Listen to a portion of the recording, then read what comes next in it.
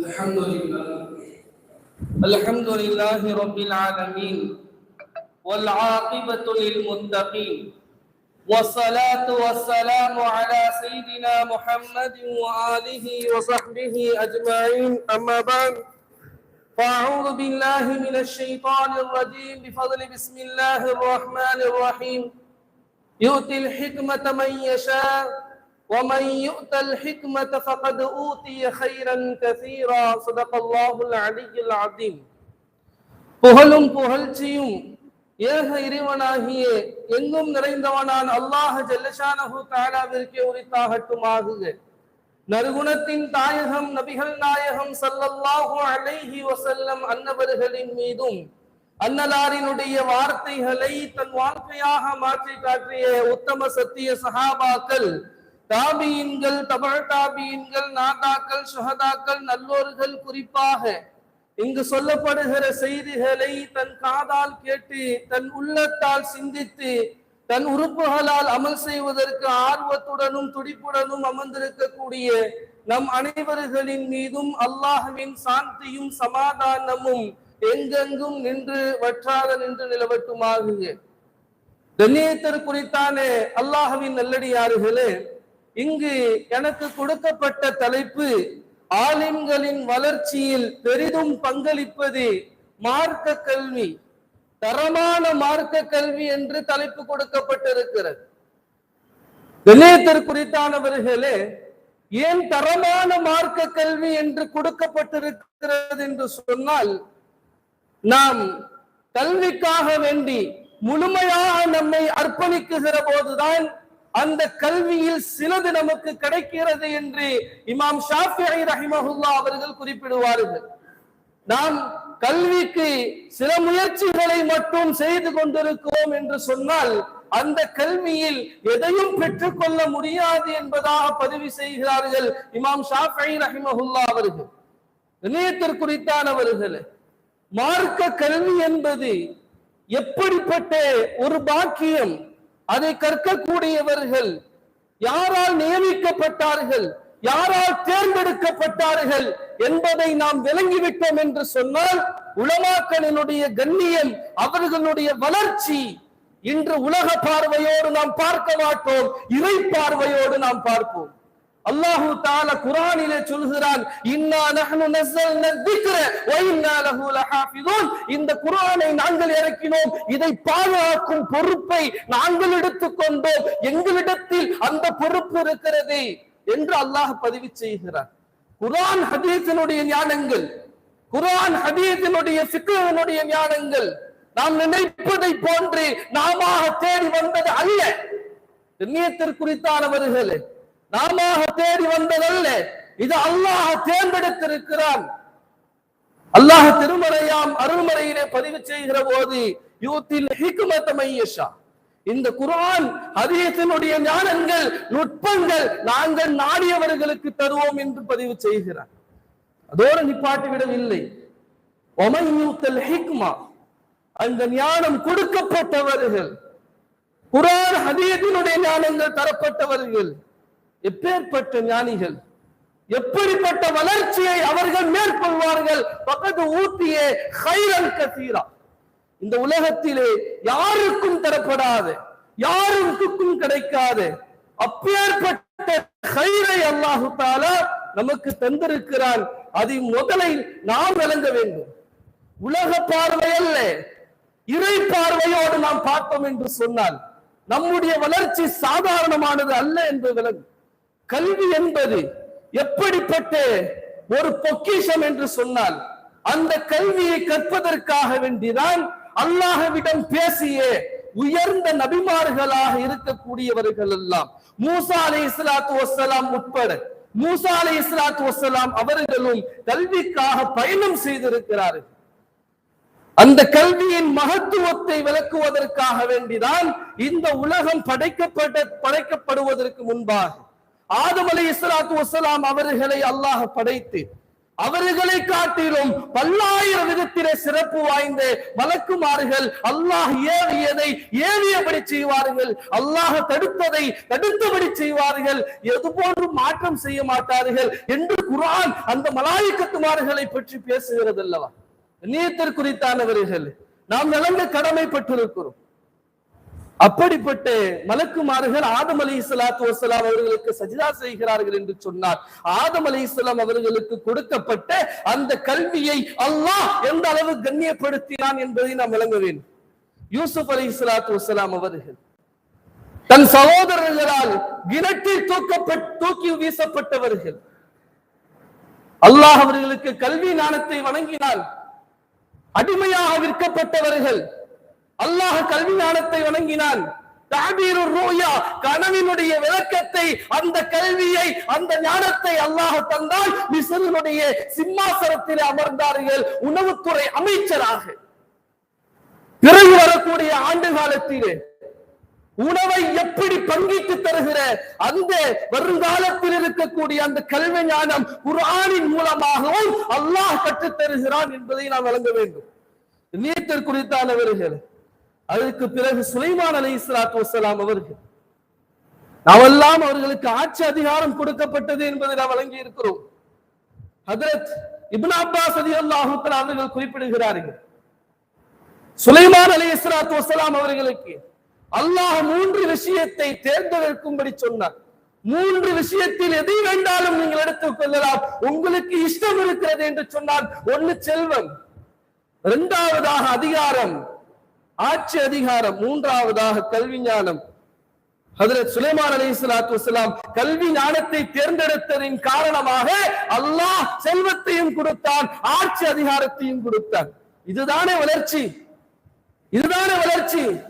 நீயத்திற்குரித்தானவர்களே, செல்வத்தை தேடி மட்டும் செல்வது வளர்ச்சி அல்ல, பொது அறிவை தேடி மட்டும் செல்வது வளர்ச்சி அல்ல. குர்ஆன் ஹதீஸோடு பின்தொடர்ந்து நீங்கள் அறிவை தேட வேண்டும். குர்ஆன் ஹதீஸை நீங்கள் பின்தொடர்ந்து நீங்கள் பொருளாதாரத்தை ஈட்ட வேண்டும். குர்ஆன் ஹதீஸினுடைய வழியிலே நீங்கள் பொது அறிவை நீங்கள் அறிந்து கொள்ள வேண்டும். நீயத்திற்குரித்தானவர்களே, அல்லாஹ் தஆலா குர்ஆனிலே சொல்கிறான், வளர்ச்சி வளர்ச்சி என்பதாக நாம் சொல்லுவது மட்டும், நம்மால் சொல்லுவது மட்டும் உயர்ந்த கருத்தல்ல. அல்லாஹ் சொல்கிறான், யர்ஃபஇல்லாஹு அல்லதீன ஆமனூ மின்கும் வல்லதீன ஊத்துல் இல்ம தரஜா. உங்களில் ஈமான் கொண்டவர்கள், கல்வி ஞானம் தரப்பட்டவர்களுக்கு நாங்கள் பல அந்தஸ்துகளில் உயர்த்துவோம். தரஜா என்பதாக சொல்லவில்லை, தரஜாத்துகள் என்பதாக சொன்னார். எப்படி மறுமையிலே பல அந்தஸ்துகள் இருக்கிறதோ, நம்முடைய நன்மைக்கு தகுந்தால் போல் அந்தஸ்துகள், அதே போன்று இந்த உலகத்திலே நம்முடைய தகுதிக்கு ஏற்ற போல் குர்ஆன் ஹதீஸை நாம் பாதுகாக்குகிற விதத்தை பொறுத்தது போல் அல்லாஹ் தர்ஜாத்துகளை வைத்திருக்கிறார். இன்று எந்த துறைகளை நாம் எடுத்துக்கொண்டாலும் எல்லா துறைகளிலுமே ஆலிம்கள் கால் பதித்திருக்கிறார்கள் என்பதுதானே நிதர்சனமான உண்மை. அல்லாஹு தஆலா குர்ஆனிலே ரப்பி ஜித்னி இல்மா என்று இல்மை கல்வி ஞானத்தை நாயகத்திற்கே கேட்டு சொல்கிறார். இமாம் குர்துபி ரஹிமஹுல்லாஹ் அவர்கள் சொல்வார்கள், வலவ் கான ஷைஉன் அஷ்ரஃப மினல் இல்ம், கல்வியை விட மிக சிறப்பான ஒன்று இருந்திருந்தால் لأمر الله تعالى نبيه صلى الله عليه وسلم أن يسأله المزيد منه كما أمر أن يستزيده من العلم. கல்வியை மிக அதிகமாக தேடுங்கள் என்று சொன்னதை போல நீங்கள் அதையும் கேளுங்கள் என்பதாக அல்லாஹ் நபிக்கு ஏவி இருப்பார். ஆனால் குர்ஆனிலே இல்மை மாத்திரம் தேடுங்கள் என்று அல்லாஹ் தஆலா சொல்லி இருக்கிறார். எதையும் முக்கியத்துவப்படுத்தி சொல்லவில்லை. கண்ணியத்திற்குரித்தானவர்களே, இல்ம் என்ற வார்த்தை மாத்திரம் குர்ஆனிலே 80 இடங்களிலே வருகிறது. இல்ம் என்று அந்த அர்த்தத்தை உட்படுத்திய வார்த்தைகள் குர்ஆனில் எத்தனையோ இடங்களிலே வருகிறது. வளர்ச்சி என்று சொன்னால் நீயத்திற்குரித்தானவர்களே, உலகத்தில் ஒரு வளர்ச்சி இருக்கு. நம்ம வாழுகிற வரை ஒரு வளர்ச்சி, நம் மரணித்து விட்டாலும் நம்முடைய வளர்ச்சி உயர்ந்து கொண்டே செல்லும். அது செல்வத்தின் மூலமாகவோ அதிகாரத்தின் மூலமாகவோ இல்லை, கல்வியின் மூலமாக என்பதை நாம் விளங்கிக் கொள்ள வேண்டும். இப்ராஹிம் அலைஹிஸ்ஸலாத்து வஸ்ஸலாம் அவருடைய துஆ, ரப்பி ஹப்லி ஹுக்மன், யா அல்லாஹ் இந்த இடத்துல ஹுக்மன் என்பது கல்வி ஞானத்தை எனக்கு தருவாயா. அடுத்து சொன்னார்கள், வல்ஹிக்னி பிஸ்ஸாலிஹீன், நல்லோர்களுடைய தொடர்பை ஏற்படுத்தி தருவாயா. மூன்றாவதாக பிற்காலத்தில் வருகிற அந்த மக்களுக்கு என்னுடைய விஷயத்திலே நற்பெயரை ஏற்படுத்தி தருவாயாக. பிற்காலத்தில் வருபவர்கள் என்னை பற்றி நல்லதை நினைவு கூற வேண்டும் என்பதாக சொன்னார்கள். இணையத்திற்குறித்தானவர்களே, அல்லாஹ்விடத்தை நாம் கல்வி ஞானத்தை கேட்க வேண்டும். நல்லோர்களுடைய தொடர்பை ஏற்படுத்தி குர்ஆன் ஹதீஸினுடைய ஞானங்களை மண்டியிட்டு படிக்க வேண்டும். அதை பின் மக்களுக்கு நீங்கள் கடத்துகிற அந்த பணியை எழுத்து மூலியமாகவோ பேச்சு மூலியமாகவோ எத்தனை மூலியமாகவோ நீங்கள் அனுப்பினீர்கள் என்று சொன்னால் உங்களை பற்றி பின்னால் நீங்கள் மரணத்திற்கு பின்னால் நீங்கள் பேசப்படுவீர்கள் என்பதை வழங்க வேண்டும். இணையத்திற்குறித்தானவர்கள் அலி ரலியல்லாஹு தஆலா அவர்கள் சொன்னார்கள், நீங்கள் எப்பேற்பட்ட கல்வியை கற்க வேண்டும், நீங்கள் மரணத்திற்கு பின்னாலும் உயிரோடு இருப்பதை போன்று நீங்கள் பேசப்படுகிற அப்படிப்பட்ட கல்வியை கற்கப்பட வேண்டும். அன்னாசு மௌத்தா, மக்கள் எல்லாம் மரணித்து விடுவார்கள், கல்வியுடையவர்கள் தான் உயிரோடு இருப்பார்கள். புகாரி ரஹ்மத்துல்லாஹி அலைஹி அவர்கள் உயிரோடு நம்ம சிந்தனை ரீதியாக எத்தனையோ இமாம்கள் வாழ்ந்துள்ளார்கள். அவர்களுடைய பெயரை தினந்தோறும் நாம் வாசித்துக் கொண்டிருக்கிறோம். அபூ ஹுரைரா என்ற சஹாபியினுடைய அந்த சொல்லை, அவர்களுடைய பெயரை நாம் சொல்லிக் கொண்டே இருப்பதின் நோக்கம் என்ன? நபிகள் நாயகத்தினோடு 4 ஆண்டு காலம் தான் இருந்தார். பட்டினி, பசி, பல கஷ்டங்கள், பல கவலைகள், பல அவமானங்களுக்கு மத்தியிலே கல்வியை கற்ற வேண்டும் என்ற அந்த நோக்கம் அவர்கள் மரணித்து எத்தனையோ வருடங்கள் ஆகியும் கூட இன்னும் அவர்கள் நினைவு கொடுக்கப்படுகிறார்கள் என்று சொன்னால், தரமான மார்க்க கல்வியை நீங்கள் கற்று மற்றவர்களுக்கு செலுத்துகிற போது இந்த உலகத்தில் மாத்திரம் வளர்ச்சி அல்ல, நீங்கள் மரணித்ததற்கு பிறகு வளர்ச்சி சென்று கொண்டே இருக்கும். அது நிற்காது. கியாமத்து நாள் அல்லாஹ் சொல்லுவான், ஓதுங்க உங்களுடைய வளர்ச்சி பாதையை எந்த ஆயத்தின் கடைசியாக நீங்கள் ஓதுகிறீர்களோ அதுதான் உங்களுடைய தங்குமிடம். இணையத்திற்குறித்தானவர்களே, அப்துல் ஃபத்தாஹ் அபு கதா என்ற ஒரு பெரியார், அவர் ஒரு கிதாபுகள் எழுதியிருக்கிறார். என்ன கிதாப் என்று சொன்னால், அல் உலமா உல் உத்தாப் அல்லதீன அஸருல் இல்ம அலா ஸிவாஜ். இணையத்திற்குறித்தானவர்களே, கல்விக்காக முழுமையாக தியாகம் செய்கிற போதுதான் நமக்கு கொஞ்சமாவது கிடைக்கிறது என்பது நமக்கு தெரிந்த விஷயம்தான். கிட்டத்தட்ட அந்த கிதாபுகள் எழுதுகிறார்கள், 35 ஆலிம்கள் திருமணம் முடிக்காமல் அவர்களுடைய வாழ்க்கையில் கல்வி கல்வி என்று இருந்ததனுடைய அந்த விளைவு இன்று சமுதாயத்திலே குர்ஆனினுடைய விளக்கங்கள், ஹதீஸினுடைய விளக்கங்கள், தாரீக் வரலாறினுடைய புத்தகங்கள் நமக்கு முன்னால் இருக்கிறது. மனிதனுடைய வாழ்க்கையிலே மிக அழகான பருவம் வாலிப பருவம், அதில் திருமண பருவம். அதை அல்லாஹ் தஆலா சொல்கிற போது எத்தனை இமாம்கள், அதுல பிரபல்யமானவர்கள் சொல்கிறார்கள், முஹம்மது இப்னு ஜரீர் அத்-தபரி ரஹ்மத்துல்லாஹி அலைஹி அவர்கள் திருமணம் முடிக்கவில்லை. அவர்கள் தஃப்சீர் தபரி, தாரீக் தபரி போன்ற கிதாபுகளை தொகுத்தவர்கள். அல்லாமா ஸமக்ஷரி, அல்லாமா ஷிராஸி. எந்த அளவிற்கு ஆச்சரியமான கருத்து என்று சொன்னால், சஹீஹ் முஸ்லிமினுடைய விரிவுரையாளர் இமாம் நவவி ரஹ்மத்துல்லாஹி அலைஹி அவர்கள் திருமணம் முடிக்காமல் அவர்களுடைய வாழ்க்கையிலே முழுக்க கல்விக்காக வேண்டி சென்றார். எத்தனையோ கிதாபுகள், சஹீஹ் முஸ்லிம், ரியாது ஸாலிஹீன் நாம் படிக்கக்கூடிய ஹதீஸ், அஸ்கார், அர்பஈன், அல் இர்ஷாத் ஃபீ உலூமில் ஹதீஸ் போன்ற பல கிதாபுகள், பிரபல்யமான கிதாபுகளை மாத்திரம் நாம் சொல்லுகிறோம். நீத்திற்குறித்தானவர்களே, அதே அபுல் ஃபத்தா அபுல் கதா என்ற அந்த நபர், அந்த பெரியார் எழுதுகிறார்கள் இன்னொரு கிதாப், அஸ்-ஸஃபஹாத்து மின் ஸப்ரில் உலமா அலா ஷதாயிதில் இல்மி வத் தஹ்சீன். கல்வியை கற்குகிற பாதையிலே எந்த அளவிற்கு உலமாக்கள் கஷ்டத்தை மேற்கொண்டிருக்கிறார்கள் என்ற செய்திகளை எல்லாம் பார்க்கிறார்கள். பக்கி இப்னு மக்லத் அவர்களை பற்றி நாம் தெரியும்.